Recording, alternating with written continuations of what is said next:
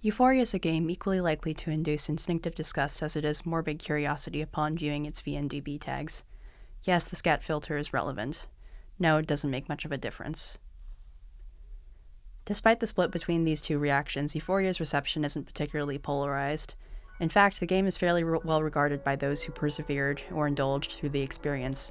It has a 7.28 average on VNDB, near-exclusive 5-star reviews on Manga Gamer, and the videos I found in both English-speaking and Japanese-speaking spheres were similarly positive.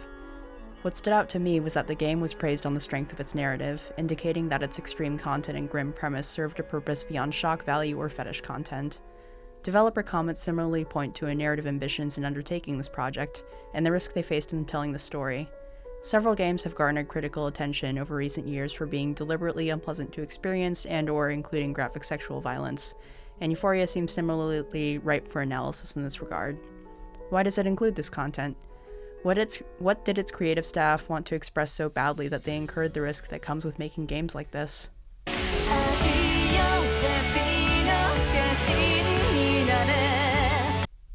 I like this game, but I can't say I came away with satisfying answers to either question.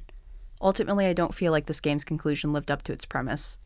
The protagonist's careful balance of his more pro-social impulses with his enjoyment of the girls' suffering seemed to matter not at all by the game's true ending, which was unfortunate because I thought this was the most engaging aspect of the game. I admit my confusion is probably the fault of my own expectations.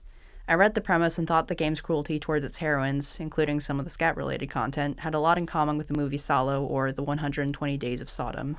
My original plan was to compare both media's visions of hell on Earth and how they communicate different perspectives on sadism and cruelty. The route to the true ending completely obliterated this basis for comparison, which undoubtedly biased me against it. At the same time, I think my confusion comes from more than just bitterness at being the opportunity to make an ill-advised comparative study, and I hope by the end of this video I'll have expressed my reasons adequately. Everything broke for me starting from one single scene. Before I talk about why, I want to contextualize my reaction with everything that came before it. Let's start from the beginning of Kanai's route, the route to unlock the true ending.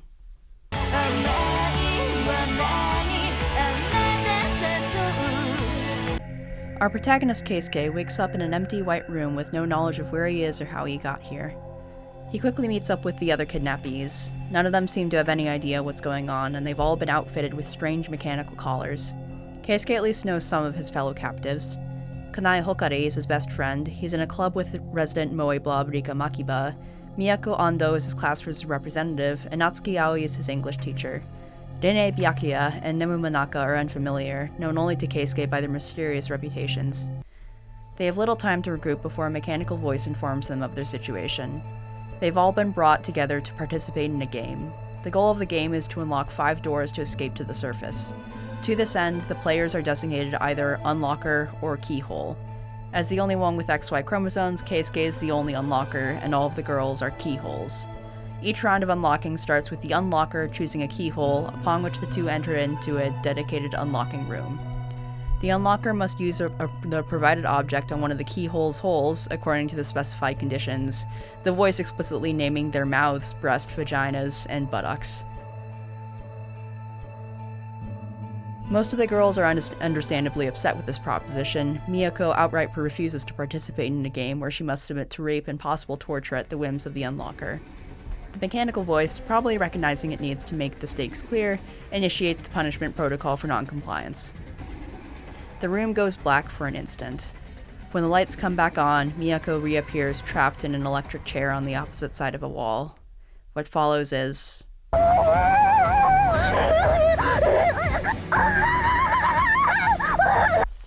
The stakes now made clear for them. All the captives aside from Keisuke leave the room to get away from Miyako's half-dead incontinent body.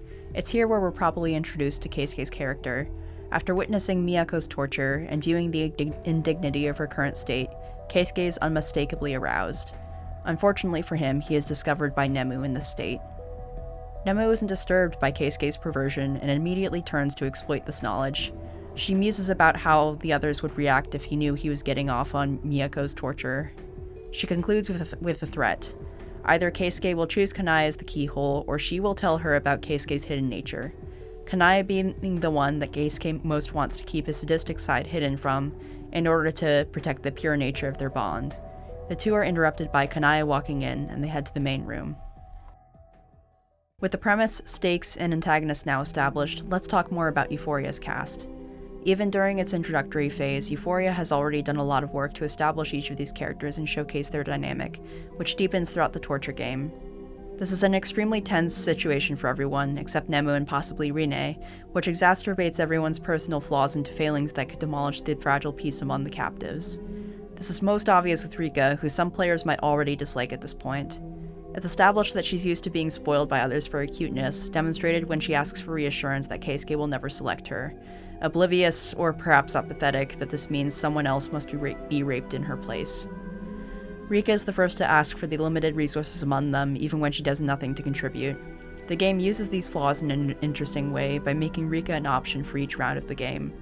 She's obviously the least capable of processing the situation, and Keisuke never indicates a desire to make her suffer.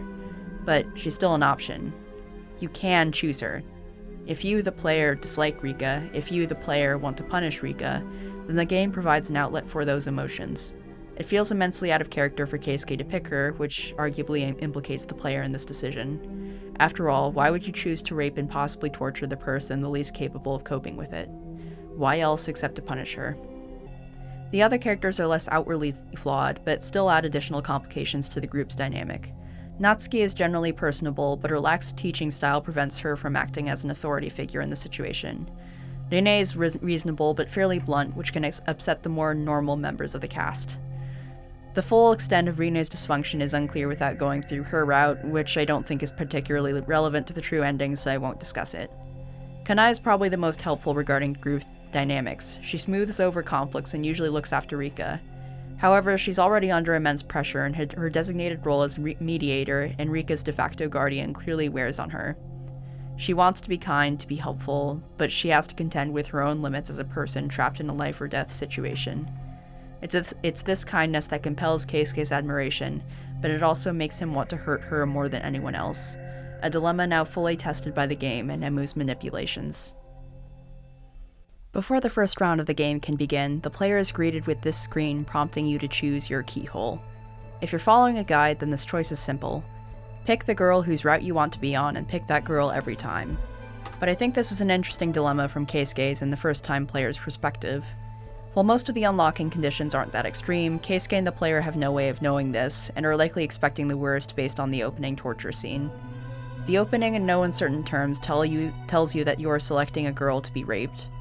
Furthermore, the language of objects, orifices, and keyhole imply that the conditions are extremely violent, that to unlock the room you must penetrate the keyhole's holes in any number of ways, calling to mind a stabbing, insertion, or wound.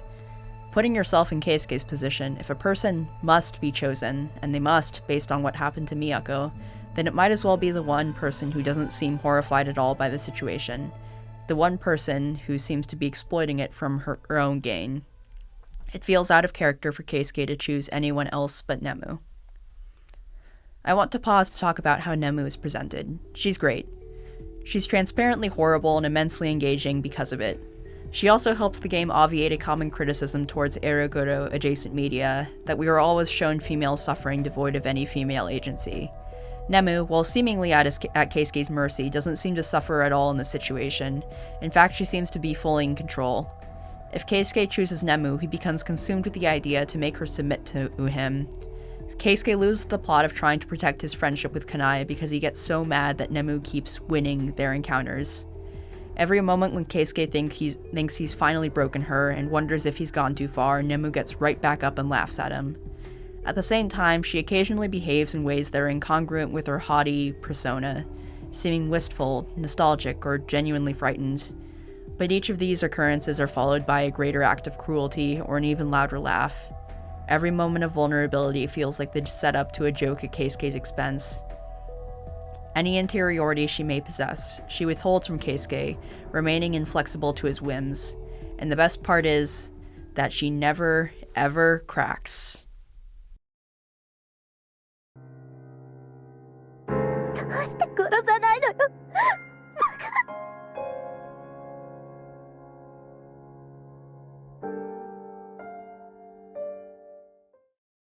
Anyway, back to that choice we choose Kanai for some reason. Keisuke internally remarks on the senselessness of this. His one goal in the game was to control his sadistic urges long enough so that he could go back to his daily life with Kanai. If he picks Kanai, then that will be impossible regardless of Nemu's threat. But with some non-diegetic hints from other routes that there might be something more going on, we choose Kanai anyway. The game's events are mostly the same from previous routes, with altered dialogue from Nemu and Keisuke. Her threat obeyed, Nemu prods Keisuke about his intentions towards Kanai. He's always wanted to hurt her, and this game seems to be the perfect opportunity, more so now that he's committed to choosing her. In the true end route, Keisuke acknowledges these parts of himself, but chooses not to act on them, resolving to protect Kanai from whatever may await them. Interestingly, this desire isn't even romantic. Kanai confesses her feelings to Keisuke, but he comments on how he can't see her as anything more than a friend, the one he's still willing to have sex with and secretly wants to brutalize. Keisuke's devotion towards Kanai also seems to genuinely upset Nemu, surprising considering her own route. She seems fully committed to making Keisuke suffer at every opportunity, so why would she care? Alright, as an aside, Euphoria has a lot of H scenes, but most of them aren't that good.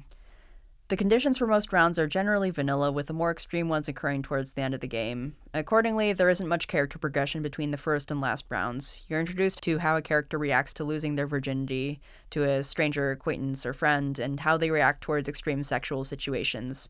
But the intermediate rounds mostly feel like filler. A select few characters benefit from their H scenes. For example, we learn Rine views the game as a trial by God, foreshadowing her religious upbringing and certain other inclinations.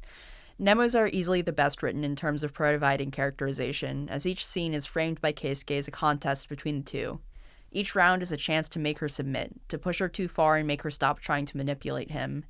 This makes each scene feel more purposeful, and the scenario is just more interesting. From what I've seen, it's pretty rare for a visual novel protagonist to view the rat's heroine with animosity, to the point of legitimately trying to hurt her. Beyond that, though I'm not the target audience for these, I don't think these H scenes succeed at being erotic. The prose is flat and a lot of scenes drag. It's a significant downgrade compared to the writing during the in-between sections, which is a lot more grounded and engaging. I wish I could have played a version of this game where the H scenes were purposefully awkward due to everyone's sexual inexperience and the general traumatic circumstances. It feels like a real limitation of Euphoria's status as a commercial product. More H scenes means more fetishes can be marketed towards, so there's an incentive for each scene to follow the standard fetish tropes, regardless of whether it makes sense for the character. This ultimately creates the feeling of box checking when progressing through each round for every heroine besides Nemu. It's unfortunate, given there are plenty of eroge that manage to function as commercial products and have the H scenes be narratively interesting. But I digress. Let's get back to beating the game.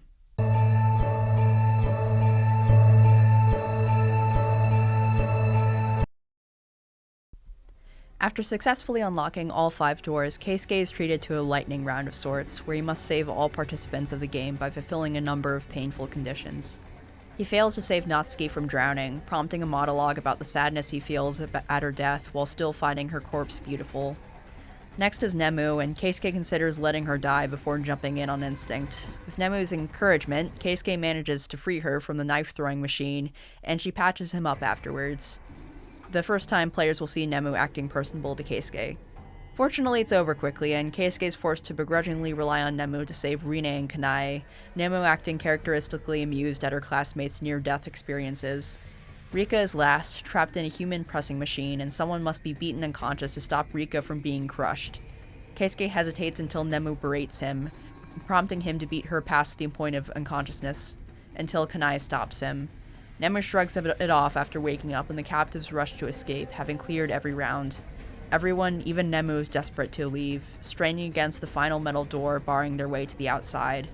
They manage to get the door open before Keisuke faints, passing out from blood loss at their moment of triumph. Keisuke wakes up in some sort of bunker after an indeterminate amount of time. Kanai, Rine, Nemu, and Rika aren't there, although he figures Kanai must have nursed him back to health, and he leaves the bunker to search for her. It turns out that the bunker and the underground games were located nearby to his high school. Keisuke is frantic, desperate to finally return to normalcy after his hellish experience, to find community, peace.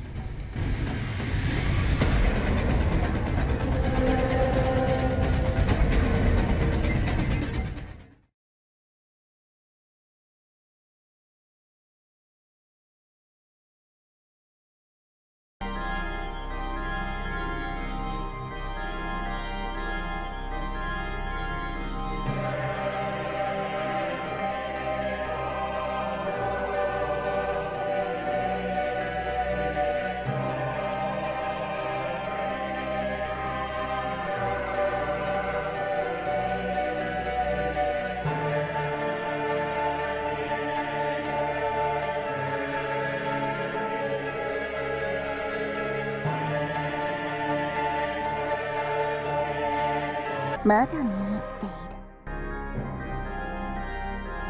る。だから好きよ、あなたが。 Unfortunately, that's not what awaits him. Nemu has turned the entirety of campus into a fascist rape kingdom. All schoolgirls but a select few have been designated for free use by the male student population, who obey Nemu without question. Nemu flaunts a captured Kanai in front of Keisuke, and additionally declares herself responsible for the torture games underground. She is the one responsible for Keisuke's suffering and single-handedly ruined his chance at returning to a normal life, and now she's advertising Kanai's own vulnerability to the hell on earth she's created. Keisuke charges at her in a rage, but Rine pulls him back at the last second, declaring if he rushes Nemu now, then he'll only destroy what he wanted to protect. Keisuke reluctantly retreats and regroups with Rine. Rine explains what she knows of the situation. A killing game was held at their school, which had been closed off from the outside world ever since. Armed guards apparently control the perimeter and kill anyone who tries to escape. The collars they were outfitted with wiped their memories of the death game, but their memories are starting to return now that they're on the surface. Rine figures Nemu has some incredible power supporting her that enabled her apparent victory in the killing game and secures her current rule, though can't speculate beyond that. She still seems confident in her group's ability to dethrone Nemu, and Keisuke agrees to join her assault. Her group seems a bit strange and cult-like, but at least they don't seem to be rapists. Keisuke and Rine move out at dawn to storm the gym. They subdue Nemu's lackeys and manage to corner her until... こっちよ。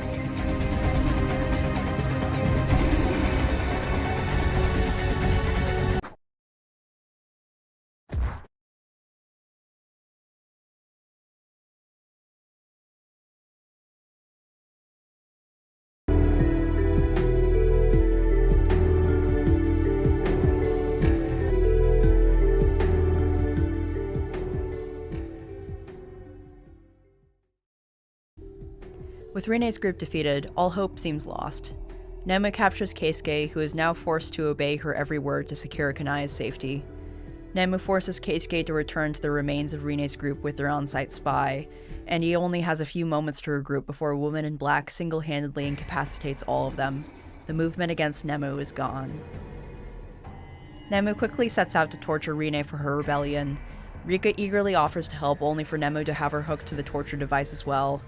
Keisuke tries to intervene, and Nemu offers the chance to swap Rika out for Kanai.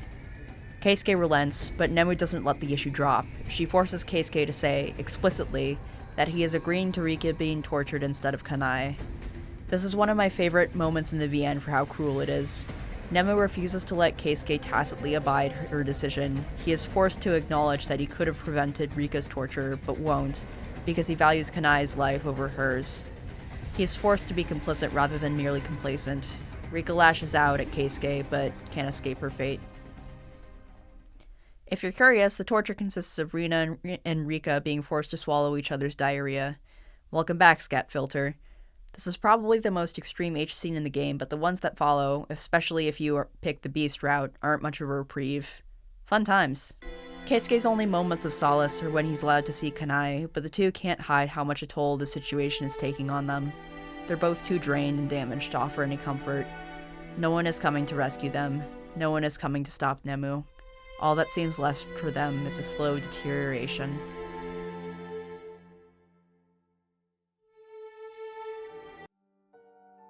No progress is made on escaping, but Keisuke does make headway on figuring out how the school reached its current state. Keisuke's dreams show fragments of the death game held on campus, of which Nemu was the supposed victor. He recalls hiding out in a classroom with someone as people killed each other outside. He recalls desperately running away from something with someone under the threat of death. How could he have forgotten? After one of these dreams, he wakes up early and is compelled to find the school's broadcast room. There's something he needs to find there. There's something he needs to do. All he needs is to get around the barricade through a ceiling passage and...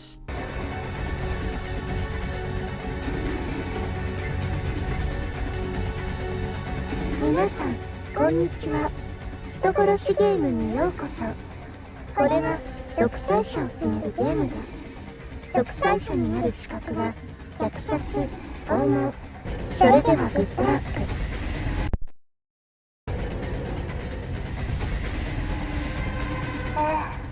そうよ。私はそのためにこの学園に来たのだか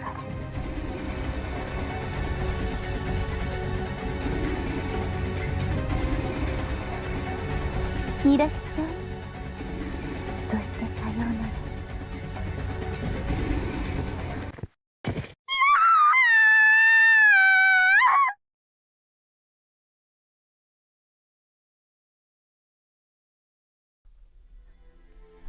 Nemu shows up to taunt Keisuke and drops some additional lore. Keisuke almost managed to stop her from winning the death game, but got caught in a lethal trap at the last second. Overcome with grief, Kanae begged Nemu to save Keisuke's life. Nemu agreed, but proposed a bet in turn. We confirmed the details with Kanae. The bet was whether Keisuke would succumb to his violent urges. Nemu bet that we would, Kanae that we wouldn't. After she made the bet, she was kidnapped to the underground torture game. Some things fall into place with this revelation. The underground torture game seemed to be tailor-made for Keisuke, giving him a socially acceptable outlet to violate girls and ensuring that he would be the sole inflictor of violence. Nemu clearly has the power and resources to set up this game and would want to remain on site to monitor the bet. She threatens Keisuke into choosing the person he had the most difficulty containing his sadistic desires towards, and antagonizes him as frequently as possible, her attempts towards winning. This casts Kanae's apprehension of Keisuke's contact with Nemu, and her own attempts to check in on him as her way of swaying Keisuke back to her side in turn. Keisuke is immensely grateful to Kanae, now realizing that his freedom to engage with his sadistic impulses was secured through the suffering of his best friend. If he had succumbed, he would have been throwing away the life Kanae sacrificed so much for. At the same time, some questions still remain. Nemu has backing from an immensely powerful outside force, capable of constructing an entire torture game facility, immobilizing an entire group of people, and powering precise memory manipulation technology. Furthermore, not all of Nemu's behavior seems compatible with her supposed love of death and torture. Her reaction towards Keisuke devoting himself to Kanae is melancholic rather than irritated, as we would expect of someone losing a bet. There seems to be something more to her, but that is something she will never let Keisuke see. All they can do is push forward. The next morning, Nemu finally breaks Keisuke. She selects Kanae as Keisuke's target to torture, to which he refuses outright, demanding to be killed instead. Upon his refusal, Nemu orders her lackeys to take Kanae outside to be presumably raped. Keisuke is unable to react in time before they take her beyond a locked door that Nemu has just swallowed the key to.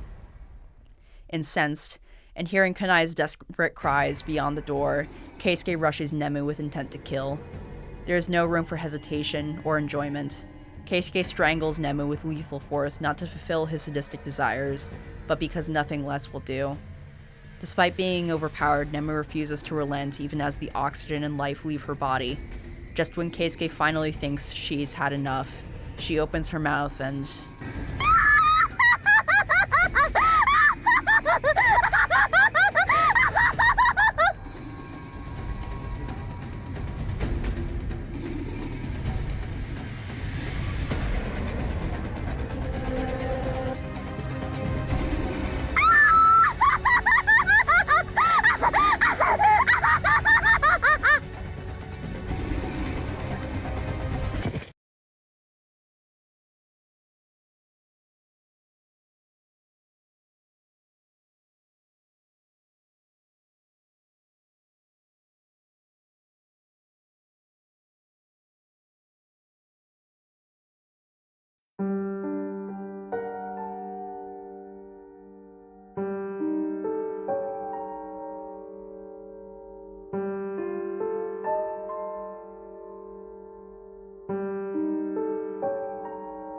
混乱しているみたいね。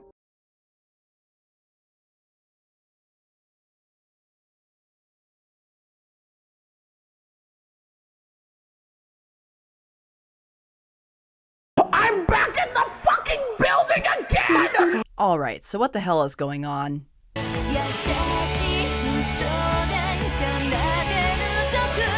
It was all a simulation. They were making a game. Keisuke just can't remember volunteering. Everything's fine. Look, it's Rika. She's fine. I guess it was just a game.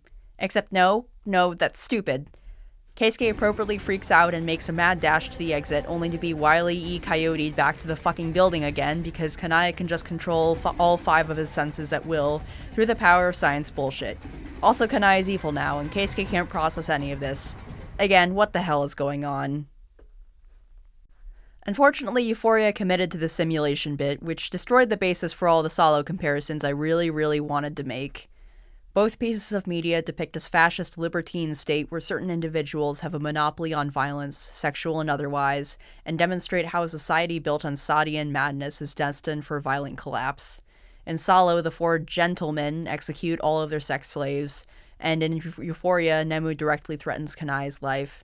The gentlemen and Nemu promise freedom, a purer existence freed from societal taboos, but the abandonment of restraint in pursuit of pleasure dooms all existence in the end.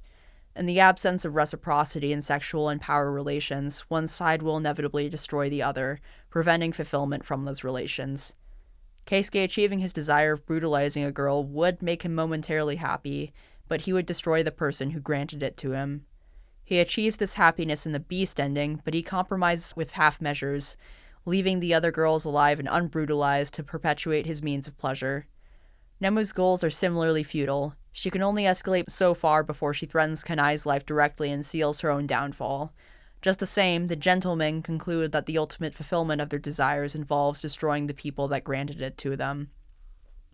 Keisuke's desires and Nemu's ideal world were always self-defeating and stupid. That would have been an interesting note to end on, except it was all a dream. Alright, so, winding down a bit, the simulation isn't wholly untethered from reality, and the technology powering the simulation is the actual thing powering the whole game's events. As Kanai explains, the facility and simulation receive massive support from wealthy donors because they power a device capable of instilling an unending feeling of euphoria for its occupants. This euphoric simulation needs a human core, however, and such a core can only provide euphoric feelings by experiencing powerful despair, sort of like a reverse osmosis system but for human emotions. Nemu is a clone of the original core and was raised with the intention of succumbing to despair for the benefit of the research team's clients. There was just one problem in this plan: Keisuke. One summer, Keisuke constructed a secret base in a cave near his grandparents' property. One day, a girl showed up inside his hideaway. She seemed to be running from something and begged Keisuke not to tell anyone about her, to which he agreed. The girl seems profoundly ignorant of the outside world, and Keisuke spends the summer showing it to her, the stars being the thing that she loves the most. Unfortunately, the organization she was running from was too powerful for 2 children to escape. Nemu and Keisuke are dragged back to the facility, and Nemu begs for his life. With Nemu's future compliance guaranteed, the researchers erase Keisuke's memories instead of killing him, and he's moved to a nearby hospital away from Nemu. Nemu's attained momentary happiness only for it to be stripped away from her. The research continued. Also, while Keisuke was in the hospital, he was raped by Rine's mother, who believed he would allow her to birth the Messiah.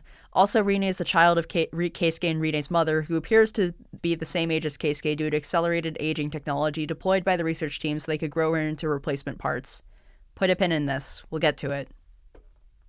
The research team returned to their efforts of trying to plunge Nemu into despair. She's taken abroad several times, exposed to mass killing and cruelty of all kinds, but her spirit doesn't break. She continues to hold on to the hope of seeing Keisuke again. Getting a new idea, the research team decides to grant her wish. Nemu is transferred to Keisuke's school, with Kanai as a classmate and guide. Keisuke doesn't remember her, but the two grow close nonetheless, their newfound trio making plans to see the stars together. Unfortunately, this is disrupted by the onset of the killing game. They lose Kanai and watch their friends and classmates kill each other. Nemu and Keisuke stick together and seem to find the means of victory, figuring out the mastermind must be using their school's broadcast room to facilitate the game. Keisuke bypasses the barricade by traversing through the ceiling, but... いらっしゃい。そして、さようなら。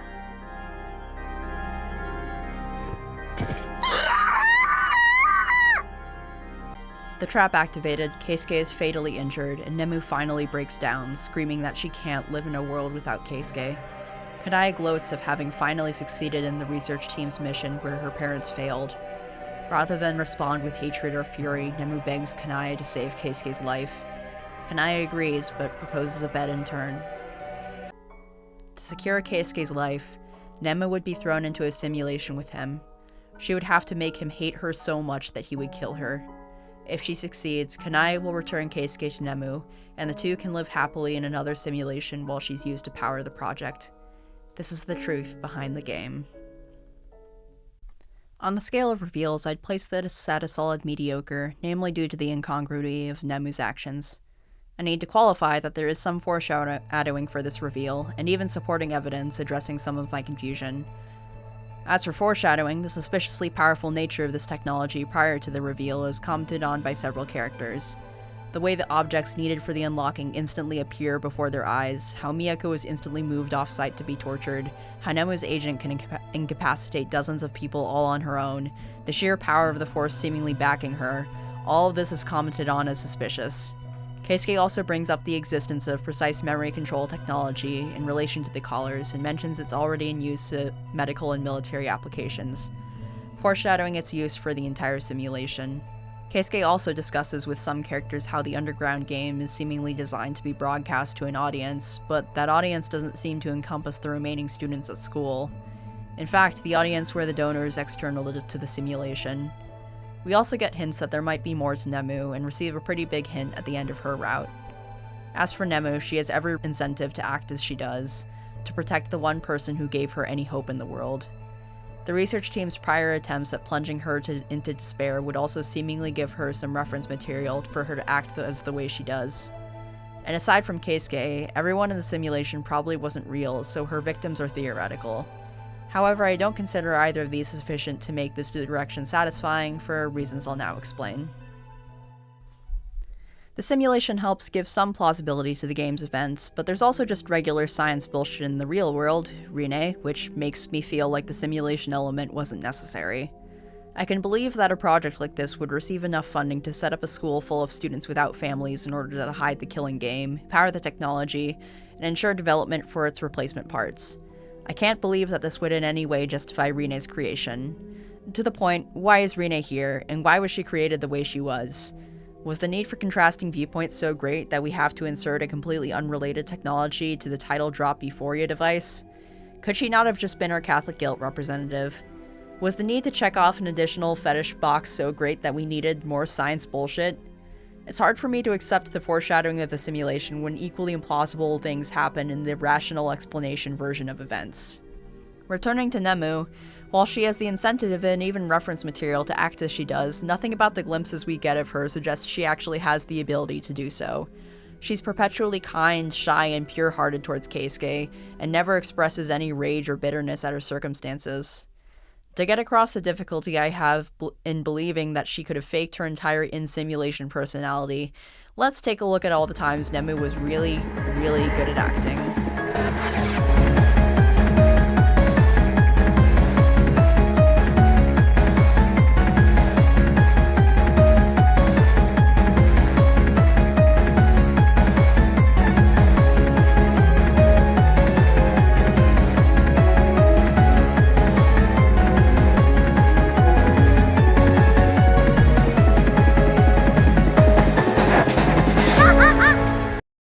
The game sees fit to resolve the two contradictory aspects of Nemu, her cruelty and melancholy, by making her entire persona in the game false, which is a shame because that version was a lot more compelling to me.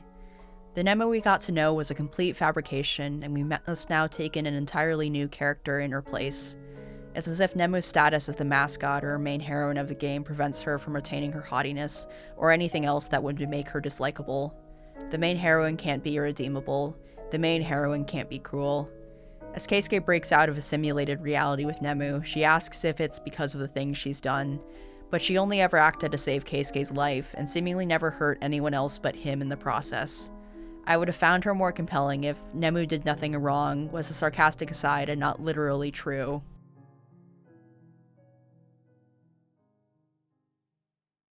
Back to the game's events, we discover that Kanae's real personality is basically what we saw of Nemu's in the simulation, so at least we're in equilibrium with respect to the number of bad bitches in the story.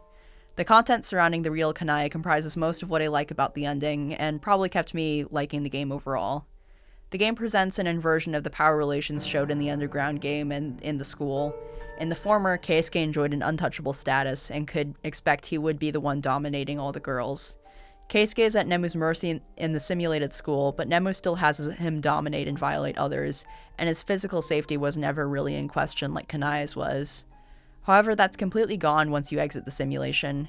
Everything Keisuke ever knew was a lie. Kanai has absolute control over him, and she refuses to explain anything to him. His life was only spared because of the interventions of 2 women, and for basically his entire life, he's been jerked around by forces beyond his control, only ever enjoying the illusion of power in the process. From sadism to masochism. The only way he can break out of this cycle is to accept his own powerlessness. He knows nothing, he has nothing, he is nothing. In the game, you choose to say, "I love you" to a simulated Kanai over and over until she gets sick of the idea of a broken, pathetic loser stuck to her for the rest of her life, and returns you to Nemu out of disgust. Keisuke wins not by subjecting women to his control, but by submitting to them instead. If I had to boil down a theme that could possibly connect post-reveal and pre-reveal Euphoria, it would be something like sadism is a child's delusion, which is somewhat cool, I suppose. Euphoria is interested in ending on another note, however. After Kanai returns Keisuke to Nemu as promised, the two enjoy an idealized school life. Keisuke remembers Nemu from his childhood and the two quickly fall in love. However, Keisuke pulls at the threads of the simulation and the whole thing falls apart. Nemu begs him to stay. She tells Keisuke he's suffered enough. His entire life he's been mistreated and manipulated. He deserves to live in paradise. She asks him if he won't stay with her because he can't forgive what she's done. Keisuke denies this and says he can't deny Nemu's wish to live in a simulated paradise herself. He chooses to leave because of one conviction alone. He wants to reunite with the real Nemu, the one that's outside the simulation. Nemu questions if he truly thinks there's a real her after all this, and he replies, "I do. Even though my consciousness has been manipulated to the point where I can no longer clearly discern between what's real and fake, I still know that your real body exists, and it exists somewhere that isn't in this world of yours." And Nemu knows this too. If she didn't, she wouldn't have risked everything to save Keisuke's real body. She relents to this point and allows him to leave. Keisuke leaves the facility, promising Nemu that he'll come back for her.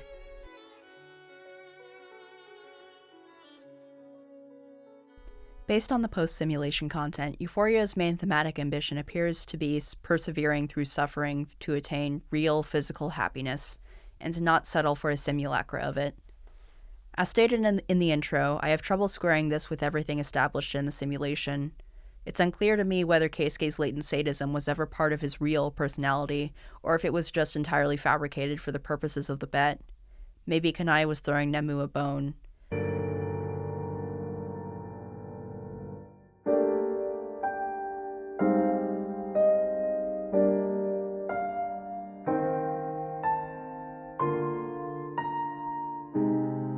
Keisuke's struggle to balance his humanity with his sadism is inconsequential, a false dilemma that Keisuke overcomes just to be bamboozled because his personality and memories are his self-described Swiss cheese.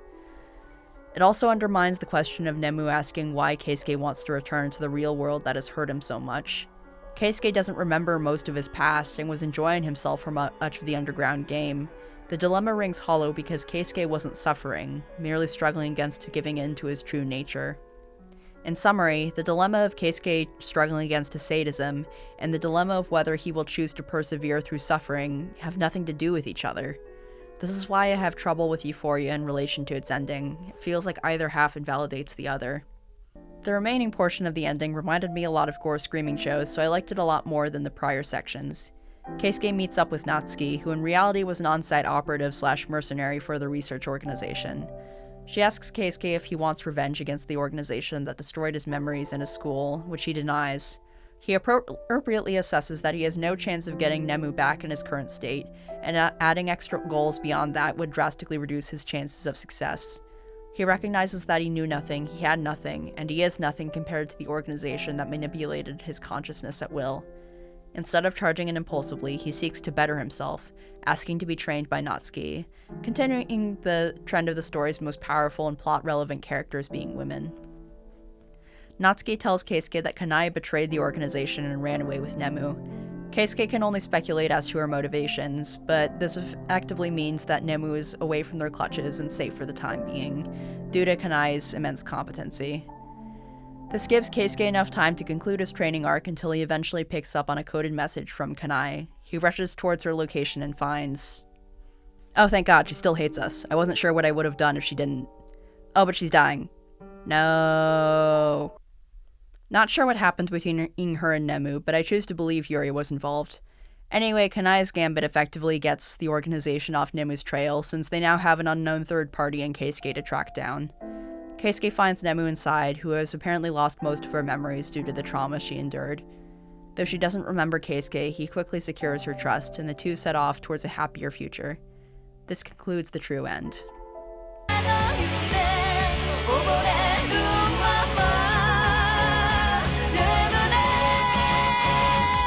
I was just introduced to these characters effectively a few hours ago, but it's good that they're happy, I guess. I'm confused about what narrative ambitions the writers held, but it's clearly had a great deal to make a work like this. And if nothing else, all of the post-reveal true end content effectively makes Keisuke look like an idiot if he chooses the Beast ending. Anyway, put it in the B tier. Unfortunately, it's outclassed by other euphorias. Play slow damage.